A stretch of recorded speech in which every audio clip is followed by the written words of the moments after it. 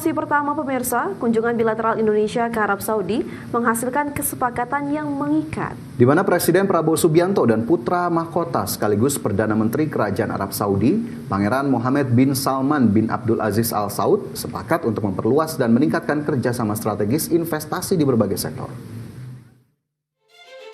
Dia hampir 2 tahun di Android, Google resmi memperluas aplikasi YouTube Create ke platform iOS. Ya, peluncuran ini membuka akses bagi pengguna iPhone dan iPad untuk mengedit video short dan konten panjang secara gratis langsung di perangkat mereka.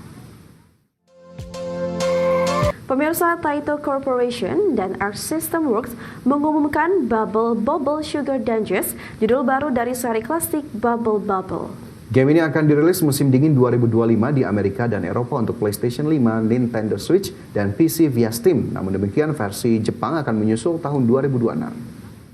Di Prime Market Highlight pemirsa, bintang NBA Oklahoma City Thunder, Shai Gilgeous-Alexander telah menyetujui perpanjangan kontrak maksimal yang fantastis untuk durasi 4 tahun ke depan.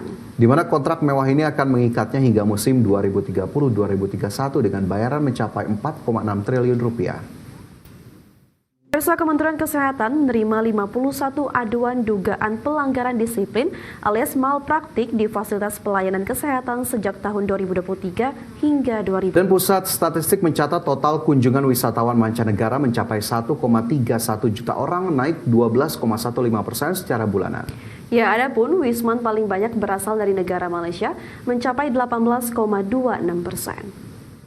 Ya Fajar, ya Wisman makin ramai, apalagi bisa dilihat ya berapa long weekend terakhir Bali itu sangat penuh ya, sangat macet di mana-mana.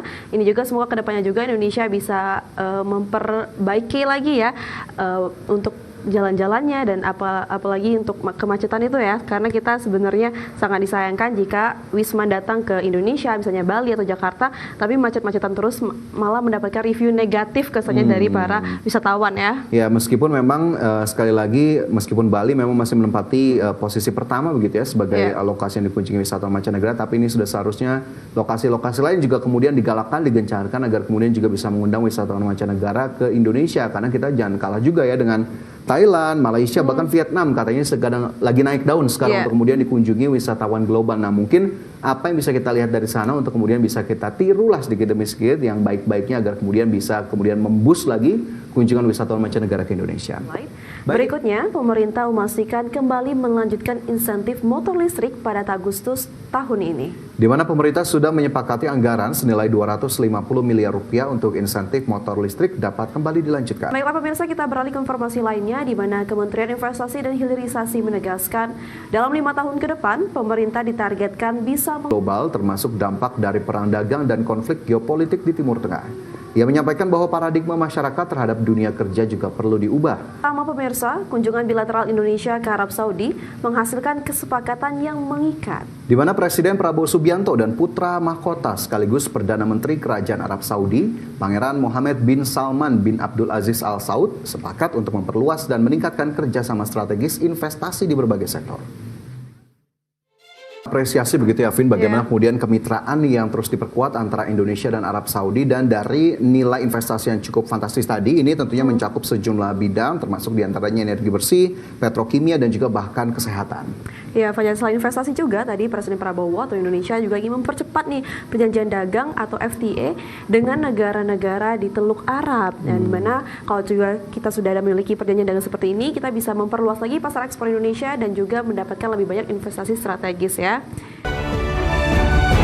Kali di Prime Market Highlight pemirsa, Presiden Iran Masoud Pezeshkian secara resmi menghentikan kerjasama dengan Badan Energi Atom Internasional milik PBB. Keputusan ini diambil setelah serangan udara Amerika Serikat dan Israel yang menghantam fasilitas nuklir di negara Timur Tengah tersebut. Prime Market Highlight. Berikutnya, pemerintah memastikan kembali melanjutkan insentif motor listrik pada Agustus tahun ini. Di mana pemerintah sudah menyepakati anggaran senilai 250 miliar rupiah untuk insentif motor listrik. Kami di Prime Market Highlights. Pemirsa, Menteri Keuangan Sri Mulyani resmi membuka pendaftaran calon ketua dan anggota Dewan Komisioner Lembaga Penjamin Simpanan periode 2025-2030. Ya, proses seleksi calon ketua dan anggota Dewan Komisioner LPS dipastikan akan dilakukan dengan prinsip transparansi, integritas, dan akuntabilitas.